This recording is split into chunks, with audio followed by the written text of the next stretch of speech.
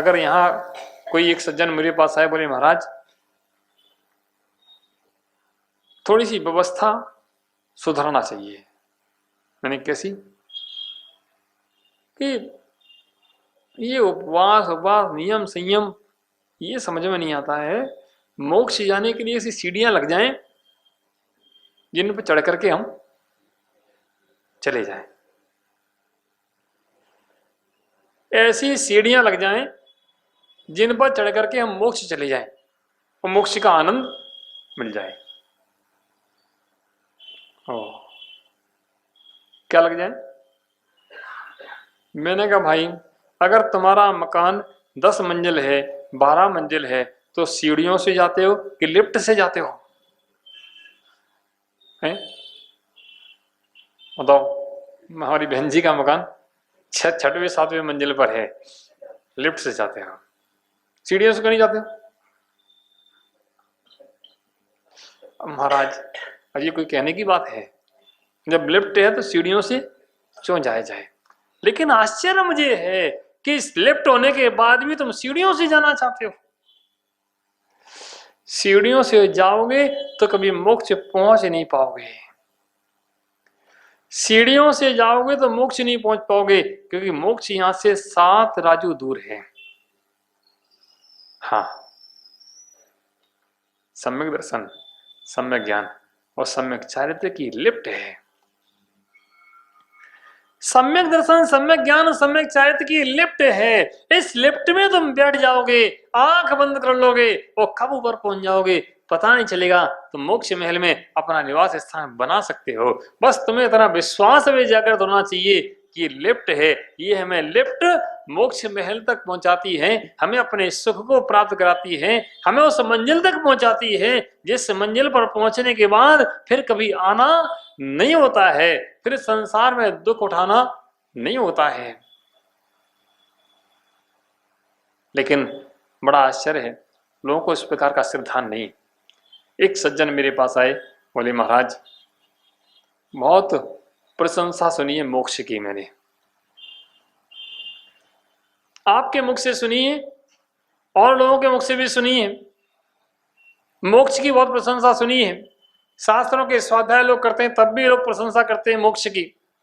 और प्रशंसा सुनते सुनते आज मुझे भी मोक्ष प्राप्त करने का भाव आ गया है कि मुझे भी मोक्ष प्राप्त करना है। मैंने कहा ठीक है, बहुत अच्छी बात है, आना ही चाहिए।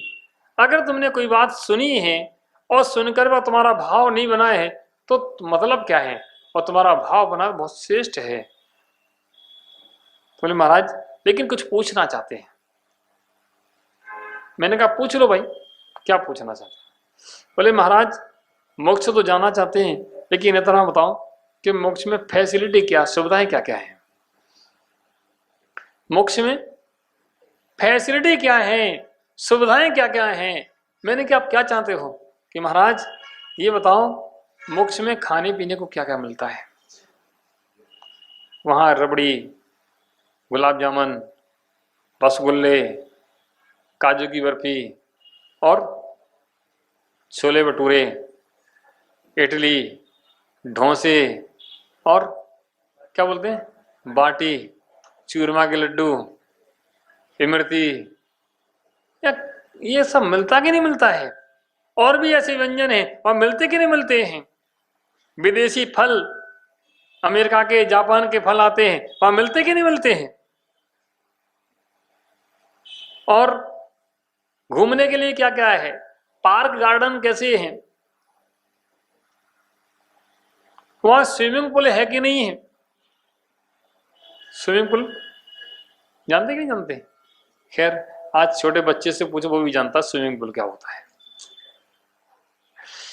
और वहां मोबाइल चलते कि नहीं चलते हैं? लैपटॉप कंप्यूटर कैसे क्या है, सुविधाएं कैसी हैं? वहां 4G है कि 5G है कि 6G है, क्या सुविधाएं हैं? कपड़े कैसे पहनने को मिलते हैं? और भी अनेक अनेक प्रसंग। तो मैंने कहा भाई बड़ा मुश्किल है, जो जो तुमने पूछा है वहां कुछ भी नहीं है। ना कुछ खाने को मिलता है, ना कुछ पीने को मिलता है, ना सोने को मिलता है, ना घूमने को मिलता है, ना कोई पार्क है, ना कोई गार्डन है, ना स्विमिंग पूल है, ना कपड़े पहनने को मिलते हैं। बोले महाराज फिर मैंने ये पंखा टंगाया ना, बस ऐसे ही टंगे रहते हैं। जैसे ये पंखा टंगा है ऐसे ही टंगे रहते हैं, और ना कहीं जाते हैं ना कहीं आते हैं, ये कोई सुविधाएं वहां नहीं है। महाराज क्षमा करें, मुझे मोक्ष नहीं जाना है, हम तो यही अच्छे। क्या फायदा मोक्ष जाकर के, वहां जाओ पंखे की तरह टंगे रहो। इससे तो ये अच्छे हैं, कम से कम नाते रिश्तेदार यहाँ हो आते हैं, कम से कम दोस्तों के साथ बैठ लेते हैं, पार्टी पिकनिक और किटी पार्टी कर लेते हैं। तो वहां ये कोई सुविधाएं नहीं है, तो क्या मतलब है। प्यारे बंधुओं, बड़ा मुश्किल है। हम जिन सुविधाओं के आदी हो जाते हैं, जिन संस्कारों के आदी हो जाते हैं, उन संस्कारों को ही सब कुछ मानने लगते हैं, उसको हम छोड़ना नहीं चाहते हैं। और काश छोड़ने का अवसर आए तो मुझे विश्वास नहीं होता है कि दूसरी जगह मुझे इससे अच्छा भी कुछ प्राप्त होगा। इतना विश्वास, इतनी दृढ़ता मेरी नहीं बन पाती है कि इसके आगे इससे अच्छा भी कुछ है। और कब जब ये श्रद्धा बन जाए, जब ये विश्वास बन जाए कि इसके आगे भी कुछ है और इससे बहुत अच्छा है, तो मेरा विश्वास है आपको नियम पालन कराना नहीं पड़ेगा, आपको चारित्र ग्रहण कराना नहीं पड़ेगा, आप स्वयं चारित्र ग्रहण करेंगे।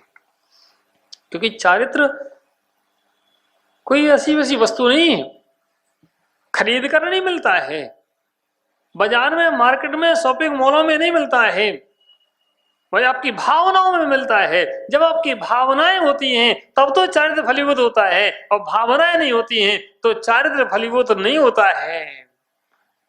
चारित्र को फलीभूत करने के लिए पहले अपनी भावना को दृढ़ करना पड़ता है, भावनाओं को निर्मल करना पड़ता है। जब भावनाएं निर्मल होती हैं, उस पर दृढ़ हो जाती हैं, उसके फल को समझ लेती हैं, निश्चित रूप से अभी शायद मोक्ष का क्या फल है, मोक्ष मार्ग का क्या फल है, सम्यक दर्शन, सम्यक ज्ञान, सम्यक चारित्र का क्या फल है, इस चारित्र का क्या फल है, शायद मेरी दृष्टि में वह फल निर्बल फल नहीं हुआ है, वह फलित नहीं हुआ है, वह फलित हो जाए, मेरी समझ में आ जाए कि क्या सम्यक दर्शन, क्या सम्यक ज्ञान, क्या सम्यक चारित्र, इसका फल क्या है। अगर इतना समझ में आता है तो हो सकता है कि आपके भाव अपने आप स्वतः ऐसे बने कि चारित्र का मार्ग ही श्रेष्ठ है, चारित्र ही श्रेष्ठ है, चारित्र का मार्ग ही श्रेष्ठ है। आज तक जिसने मोक्ष प्राप्त किया है, आज तक जिसने उस परम आनंद को, परम सुख को प्राप्त किया है, उसने इस चारित्र को धारण करके ही किया है। इस चारित्र को धारण किए बिना कोई भी उस परम सुख को प्राप्त नहीं कर पाया है। ऐसा श्रद्धान अंदर बने। प्यारे बंधुओं, अपने सिद्धांत को हम दृढ़ करें।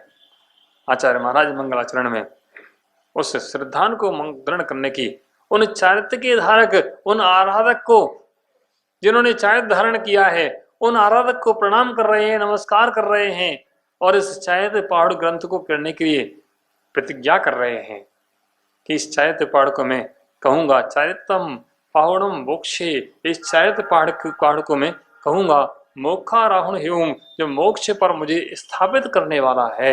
ऐसे चारित्र के पहाड़ को मैं कहूंगा। प्यारे बंधुओं, अपने सिद्धांत दृढ़ बनाएं, अपना विश्वास दृढ़ बनाएं। जब भी कोई नियम संयम की चर्चा चले तो हाथ जुड़ के बैठ जाएं कि धन्य हो, काश मुझे कोई नियम मिल जाए, काश मैं कोई संयम ग्रहण कर लूं। ऐसे अपने भाव निर्मल करें। ऐसे भाव निर्मल करेंगे तो निश्चित रूप से आपको वह चारित्र का पहाड़ मोक्ष के महल में पहुंचा देगा। किसी के द्वारा कहा विश्वसनीय होता है और किसी के द्वारा कहा विश्वसनीय नहीं होता। किसी के कहे हुए शब्दों पर हम विश्वास करते हैं और किसी के कहे हुए शब्दों पर मुझे विश्वास नहीं आता है। किसी के शब्द कहे जाते हैं, कोई कहे शब्दों को कहता है, उन शब्दों को हम विश्वास करते हैं, और कोई कितने भी शब्द कहे तब भी मेरा विश्वास जागृत नहीं होता। क्या कारण है कि किसी पर विश्वास हो जाता है, किसी को हम मान लेते हैं और किसी को नहीं मान पाते हैं। किसी के शब्दों को सुन करके हम उन पर दृढ़ विश्वास कर लेते हैं और किन्हीं के शब्दों पर मुझे विश्वास नहीं होता। प्यारे बंधुओं, शब्द शब्द हैं, शब्द विश्वास नहीं है। शब्द शब्द हैं, शब्द विश्वास नहीं है। फिर भी उन शब्दों में कहीं ना कहीं विश्वास और अविश्वास छुपा है। शब्द शब्द रहेंगे, शब्द विश्वास नहीं बनेंगे, लेकिन शब्दों पर विश्वास और विश्वास इस जीव को होता है। किसकी बात सत्य और किसकी असत्य, किसकी बात को ग्रहण करना चाहिए और किसकी बात को ग्रहण नहीं करना चाहिए। जिस पर मुझे विश्वास है उसकी असत्य बात को भी हम स्वीकार करते हैं और जिसका विश्वास नहीं है उसकी सत्य बात को भी स्वीकार नहीं कर पाते। जिस पर विश्वास है उसकी बात चाहे सत्य हो असत्य हो, किसी भी परिस्थिति में कह रहा हो, हम उसको अपना मानते हैं, उसको स्वीकार करते हैं। और कोई कितना भी सत्य का बोध कराए, कितना भी सत्य मार्ग बताए, तब भी मुझे उस पर विश्वास नहीं होता, उसकी बात नहीं मानते। आखिर कारण क्या है? किसी की मानते हो, किसी की नहीं मानते हैं। एक ही बात को दो व्यक्ति कहते हैं, पहला कहता है तो मुझे विश्वास नहीं होता है और कोई दूसरा व्यक्ति उस बात को कहता है तो मुझे विश्वास हो जाता है। प्यारे बंधुओं, ये सारी अंतःकरण की धारणाएं हैं। अंदर में जब हमारे विश्वास जागता है तो मुझे सत्य भी असत्य भी सत्य दिखने लगता है, असत्य भी सत्य प्रतीत होने लगता है, सत्य को भी हम सत्य मानने लगते हैं। हमारे परिजन पुरजन कोई बात कहते हैं, कोई शिक्षा हमें देते हैं, तो उनकी बातों का हम विश्वास करते हैं। या हमारा कोई इष्ट मित्र हमसे कोई बात कहता है तो उसकी बात का हम थोड़ा विश्वास करते हैं, कदाचित नहीं भी करते हैं। हमारे कोई गुरु हमसे कोई बात कहते हैं, कोई शब्द मुझसे कहे जाते हैं, तो उन शब्दों को हम विश्वास करते हैं, वो कदाचित शंका की दृष्टि से भी देखते हैं। हमारे माता पिता, हमारे भाई बंधु, हमारे सखा जब हमसे कोई बात कहते हैं, हमारे हित की या अहित की कोई बात कहते हैं, तो हम एक बार विश्वास करते भी हैं और नहीं भी करते। जब तक हम ये समझते हैं कि हमारे माता पिता, हमारे बंधु, हमारे सखा, हमारे इष्ट मित्र ये सब मेरे लिए हित चाहने वाले हैं, तब उनकी असत्य बात का भी मुझे विश्वास हो जाता है। और हमें पता चल जाए ये मेरा भी हित चाहने वाले नहीं हैं। जब लड़के की शादी हो जाती ना, तो वह लड़का माता पिता के वचनों का भी विश्वास नहीं करता, सने सने उसका विश्वास चला जाता है। ये कड़वा सच है। शादी होने के बाद कुछ वैमनस्यताएं अगर बढ़ जाएं तो अपने ही पराये दिखने लगते हैं, अपने अपने नहीं दिखते हैं, अपनों में मुझे भेद नजर आने लगता है। माँ भी अपने बेटे को शंका की दृष्टि से देखने लगती है, बेटा भी माँ को शंका की दृष्टि से देखने लगता है। बेटे के मन में भी पिता के प्रति कुछ शंका आ जाती है, माँ के प्रति कुछ शंका आ जाती है, और माँ को भी पिता को भी अपने बेटे के प्रति कुछ शंका आ जाती है। क्यों? जब तीसरे का प्रवेश होता है तो दो के बीच में भेद पड़ना स्वाभाविक है, सिद्धांत है। जब तक तीसरा नहीं है तब तक आनंद है, दो में आनंद है, और तीसरा आते ही आनंद समाप्त हो जाता है, वही आनंद मेरा छिन जाता है। प्यारे बंधुओं, और थोड़ा सा चिंतन करेंगे कि आखिर हम किस पर विश्वास करें, कैसे विश्वास करें।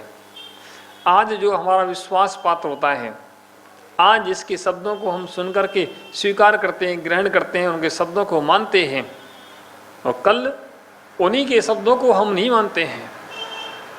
एक पिता अपने पुत्र के लिए न्यूज पेपर में निकालता है कि इस बेटे से मेरा कोई लेन देन नहीं है, जो इससे लेन देन करे वो ही जाने, जो लेन देन करे वो ही जाने, इससे मेरा कोई संबंध नहीं है। जिसने जना है, जिसने उत्पन्न किया है, जिसने जन्म दिया है, वह पिता अपने पुत्र के प्रति ऐसे समाचार अखबार में निकलवाता है। क्यों? और एक पुत्र भी अपने पिता के प्रति कुछ समाचार कभी निकलवाता है। ऐसा क्यों? कल तक हमारा विश्वास था, आज हमारा विश्वास समाप्त हो गया। कल तक हम जिन्हें अपना मानते थे, आज उन्हें अपना मानना हमने बंद कर दिया। कल तक जिन पर पूर्ण विश्वास था, जिन्होंने मुझे पाला पोसा, बड़ा किया, पढ़ाया लिखाया, योग्य बनाया, उनके प्रति हमारा विश्वास समाप्त हो गया। क्यों? कि तीसरा आ गया। जब कोई तीसरा आ जाता है, चौथा आ जाता है, तो शंकाओं की दृष्टि बढ़ जाती है और दायरे बढ़ जाते हैं, बदल जाते हैं, सिस्टम चेंज हो जाते हैं। एक पुत्र को भी अपने माँ से बात करने के लिए विचार करना पड़ता है कि अपनी मन की बात को, जो आज तक माँ से कहता था, बड़े प्रेम से कहता था, विश्वास से कहता था, आज वह सोचता है कि अपनी मन की बात को अपनी माँ से हम कहें कि नहीं कहें। इसका क्या जवाब मिलेगा? एक माँ अपने बेटे से अपनी मन की बात को कहती थी, आज वह भी शंका की दृष्टि से देखती है। अपने बेटे को हम कुछ कहते हैं तो वो जाकर के बहू को कहेगा और फिर कुछ का कुछ होगा। ओह,